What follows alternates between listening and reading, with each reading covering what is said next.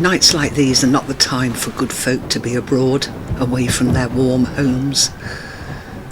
Nights like these are for sitting around the hearth fire, telling tales from long ago.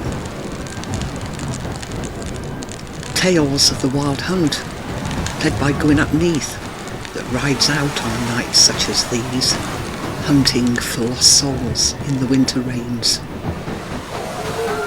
Lore has it that should you hear the baying of the wild hunt's hounds, it is a portend of a death in the family.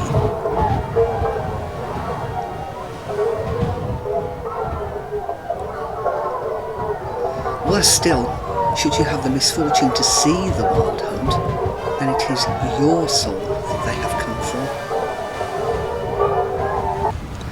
It was the advance of Christianity that created such lore, to scare the people away from the old ways. So, what is the truth of the matter? For indeed Gwyn is the leader of the wild hunt. Gwyn ap Neath, whose name means White Son of Mist. Brythonic warrior hunter, god of the wilderness, ruler of Annwn. Annwn is the Brythonic otherworld, an ethereal paradise that coexists in parallel with this world, another dimension. Fionnona is one of its 6 reputed gateways. The Berwyn Mountains, or Gwyn's Mountains, are another gateway of repute. Other places include Elver Hill in Cumbria.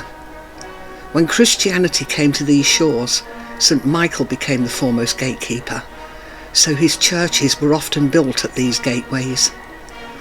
The wild hunt is a very primal belief, possibly one of the oldest. In Wales, the hounds are called the Cwnannon, wisht hounds in Devon and retchets in Somerset. Every place that was within the Boreal Forest has its own version. With his white stallion, Carngrwn, and his hunting hound, Dormac, Gwyn rides his hunting grounds on Cad Ridris. In the Black Book of Carmarthen, written before 1250, a dialogue between Gwyn ap Neath and Gwydd no Garanhir is recorded. In that conversation, Gwyn turns to Dormac and says, I noticed thy wanderings on Gwybr Fynned. The word Gwybr in modern Welsh means viper or adder, but many centuries ago the word actually meant flying snake, acker a dragon, and the word Mynnath means mountain. So Dormac had been wandering about on Dragon Mountain. Cad Ridris is also known as the Sleeping Dragon.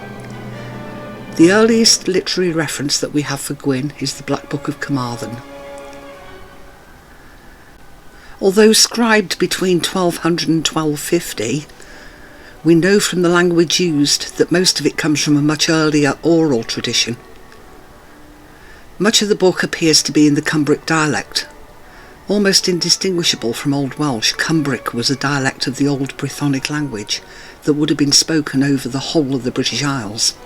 Survivors of this Brythonic language are Welsh, Cornish and Breton. Cumbric, which would have been spoken in what is called the Old North, alas, didn't make it. Recognised in the north as well as Wales, Somerset, Devon and Cornwall, it is probable that Gwyn was venerated throughout Britain. Medieval scholar Will Parker suggests that the spirits of Annwn and Gwyn would have been worshipped from the Iron Age. Before the medieval period, in an oral tradition where nothing was written down, we rely on Romano-British inscriptions and texts. Several references exist to Vindos mac Nawdens, the Gaulish linguistic equivalent to Gwyn. The root word vin also means light or white. In later tales, Gwyn is also portrayed as the Winter King. His white and shining qualities could reference snow and ice associations, which may take him back to the Ice Age. Gwyn's role is that of a Psychopomp, the guide of souls. It is his responsibility to gather the souls of the newly deceased and escort them to the other world. At the end of the dialogue, Gwyn describes his travels across Britain, gathering the souls of fallen soldiers.